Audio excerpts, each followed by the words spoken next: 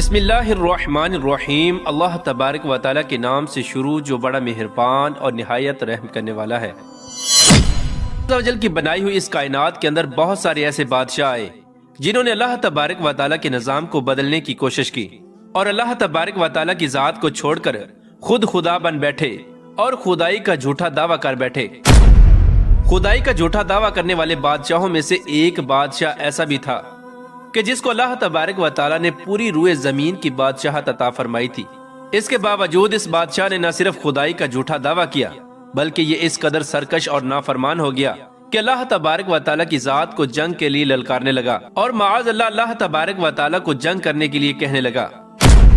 پیارے دوستو، آج کی اس ویڈیو میں ہم آپ کو بتائیں گے کہ اللہ تبارک و تعالیٰ کو جنگ کے لیے للکارنے والا بدبخت بادشاہ نمرود کون تھا، اور جب اس بدبخت بادشاہ نے اللہ تبارک و تعالیٰ کو جنگ کے لیے للکارا تو پھر اللہ تبارک و تعالیٰ نے کون سی حقیر مخلوق کے ذریعے اس کے ساتھ جنگ کی اور اس بدبخت بادشاہ کو ہلاک کر دیا اور پوری دنیا کے لیے عبرت کا نشان بنا دیا۔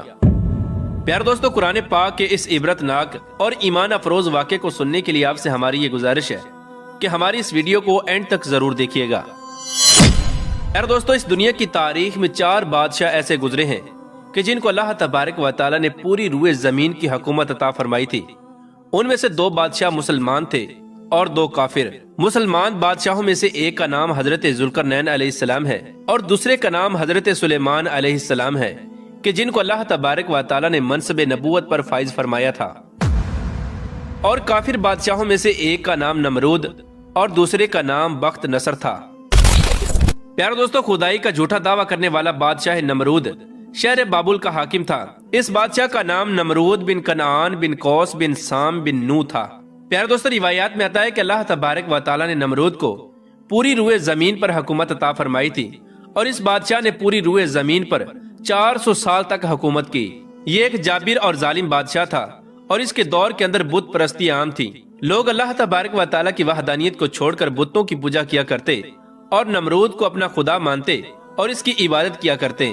اس نمرودی دور کے اندر بت پرستی اس قدر عام تھی کہ تمام نمرودیوں نے اپنے خداؤں کے طور پر بہت سارے بت بنائے ہوئے تھے جن کی وہ لوگ پوجا کیا کرتے تھے۔ اس کے ساتھ ساتھ نمرود خود کو بھی خدا کہلواتا اور لوگوں کو اپنی پوجا کرنے کا حکم دیتا۔ اس قوم کی ہدایت کے لیے اللہ تبارک و تعالیٰ نے اپنے پیارے پیغمبر حضرت ابراہیم علیہ السلام کو مبعوث فرمایا۔ کفر و شرک اور بت پرستی کے اس دور کے اندر حضرت ابراہیم علیہ السلام وہ واحد شخص تھے جو اللہ تبارک و تعالیٰ کی وحدانیت پر ایمان رکھتے تھے اور بتوں کی بجائے اللہ تبارک و تعالیٰ کی عبادت کیا کرتے تھے۔ حضرت ابراہیم علیہ السلام نے جب اس قوم کو اللہ تبارک و تعالیٰ کی ذات کو چھوڑ کر بتوں کی پوجا کرتے ہوئے دیکھا تو حضرت ابراہیم علیہ السلام نے اس قوم کو ہدایت کی طرف بلایا اور بتوں کی پوجا کرنے کی بجائے اللہ تبارک و تعالیٰ کی عبادت کرنے کا حکم دیا۔ حضرت ابراہیم علیہ السلام نے اپنی قوم سے فرمایا کہ اللہ تبارک و تعالیٰ کی ذات ایک ہے اور ہمیں اسی کی عبادت کرنی چاہیے، لیکن یہ نمرودی قوم اپنے کفر و شرک سے باز نہ آئی اور اسی طرح بتوں کی پوجا کرتی رہی۔ ایک دن حضرت ابراہیم علیہ السلام نے اس قوم کے جھوٹے خداؤں کو اس قوم کے سامنے جھوٹا ثابت کرنے کا ارادہ کیا اور حضرت ابراہیم علیہ السلام اس مقام پر تشریف لے گئے جہاں ان کے وہ تمام بت پڑے ہوئے تھے کہ جن کی یہ لوگ پوجا کیا کرتے تھے۔ حضرت ابراہیم علیہ السلام جب اس قوم کے بت خانے میں پہنچے تو وہاں ان کے تمام بڑے بت پڑے ہوئے تھے۔ حضرت ابراہیم علیہ السلام نے ان کے تمام بتوں کو توڑ دیا اور تمام بتوں کو توڑنے کا الزام ان کے بڑے بت پر لگا دیا۔ اس کے بعد جب تمام نمرودی اپنے بت خانے میں واپس آئے تو انہوں نے اپنے بتوں کو ٹوٹا ہوا دیکھا۔ نمرودی قوم اس بات کو اچھی طرح جانتی تھی کہ ہمارے اندر صرف حضرت ابراہیم علیہ السلام ہی وہ واحد شخص ہیں جو بتوں کے خلاف باتیں کرتے ہیں اور بتوں کی بجائے اللہ تبارک و تعالیٰ کی عبادت کرنے کا حکم دیتے ہیں۔ لہٰذا جب نمرودیوں نے اپنے خداؤں کو ٹوٹا ہوا دیکھا تو وہ سمجھ گئے کہ یہ کام حضرت ابراہیم علیہ السلام کا ہے۔ چنانچہ تمام نمرودیوں نے حضرت ابراہیم علیہ السلام سے بدلہ لینے کے لیے حضرت ابراہیم علیہ السلام کو قتل کرنے کا منصوبہ بنا لیا۔ چنانچہ تمام نمرودی نمرود کے دربار میں حاضر ہوئے اور نمرود کو سارا واقعہ سنایا اور نمرود سے حضرت ابراہیم علیہ السلام کو سزا دینے کا کہا۔ اس طرح نمرود نے جب یہ بات سنی تو وہ آگ بگولا ہو گیا اور اس نے ایک مقام پر آگ جلانے کا حکم دیا۔ نمرود نے یہ حکم جاری کیا کہ ایک وسیع میدان کے اندر آگ جلائی جائے اور اس کے اندر حضرت ابراہیم علیہ السلام کو ڈال دیا جائے۔ چنانچہ نمرود کے حکم کے مطابق ایسا ہی کیا گیا۔ دور دراز سے بہت ساری لکڑیوں کو اکٹھا کیا گیا اور ایک وسیع میدان کے اندر جمع کیا گیا اور ان کے اندر آگ جلا دی گئی۔ حضرت ابراہیم علیہ السلام کو سزا دینے کے لیے جو آگ جلائی گئی تھی وہ اس قدر زیادہ تھی کہ اس کے شعلے آسمانوں کو چھو رہے تھے۔ پیار دوستو، جب نمرود کے حکم کے مطابق ایک وسیع میدان کے اندر آگ کو جلا دیا گیا تو اس کے بعد حضرت ابراہیم علیہ السلام کو اس آگ کے اندر ڈال دیا گیا۔ جیسے ہی حضرت ابراہیم علیہ السلام اس آگ کے اندر تشریف لائے تو اللہ تبارک و تعالیٰ نے فوراً آگ کو حکم دیا کہ اے آگ تو حضرت ابراہیم علیہ السلام پر ٹھنڈی اور سلامتی والی ہو جا۔ تو وہ آگ اللہ تبارک و تعالیٰ کے حکم کے مطابق حضرت ابراہیم علیہ السلام پر ٹھنڈی اور سلامتی والی ہو گئی۔ حضرت ابراہیم علیہ السلام ارشاد فرماتے ہیں کہ میں جتنے دن آگ میں رہا اتنے دن میں اللہ تبارک و تعالیٰ کے خاص فضل اور رحمت میں تھا، اور جو سکون اللہ تبارک و تعالیٰ کی طرف سے مجھے آگ کے اندر عطا کیا گیا وہ اس سے پہلے کبھی نہ تھا۔ پیار دوستو، کچھ دنوں کے بعد حضرت ابراہیم علیہ السلام اس آگ سے زندہ باہر تشریف لے آئے۔ یہ منظر دیکھ کر تمام نمرودی حیران رہ گئے، لیکن اس کے باوجود نمرود اور نمرودی قوم اللہ تبارک و تعالیٰ کی وحدانیت پر ایمان نہ لائی اور اسی طرح اپنی بت پرستی کے اندر مبتلا رہی۔ لیکن اس کے باوجود حضرت ابراہیم علیہ السلام اپنے عہد سے پیچھے نہ ہٹے اور مسلسل اپنی قوم کو حق کی دعوت دیتے رہے۔ حضرت ابراہیم علیہ السلام نے نمرود کو بارہا دفعہ سمجھایا اور اپنے کفر و شرک سے باز آنے اور اللہ تبارک و تعالیٰ کی وحدانیت پر ایمان لانے کا کہا۔ حضرت ابراہیم علیہ السلام کی یہ بات سن کر نمرود اللہ تبارک و تعالیٰ کی وحدانیت کا انکار کرنے لگا اور حضرت ابراہیم علیہ السلام سے مناظرہ کرنے لگا، اور حضرت ابراہیم علیہ السلام کے سامنے نمرود نے خدائی کا دعویٰ کر دیا۔ نمرود نے حضرت ابراہیم علیہ السلام سے مناظرہ کرتے ہوئے یہ سوال کیا کہ تیرا رب کون ہے؟ تو حضرت ابراہیم علیہ السلام نے ارشاد فرمایا کہ میرا رب وہ ہے جو زندگی اور موت دیتا ہے۔ یہ بات سن کر نمرود مسکرانے لگا اور حضرت ابراہیم علیہ السلام سے کہنے لگا کہ یہ تو میں بھی کر سکتا ہوں۔ چنانچہ نمرود نے تکبر کے ساتھ 2 قیدیوں کو بلایا جن کو سزائے موت ہو چکی تھی۔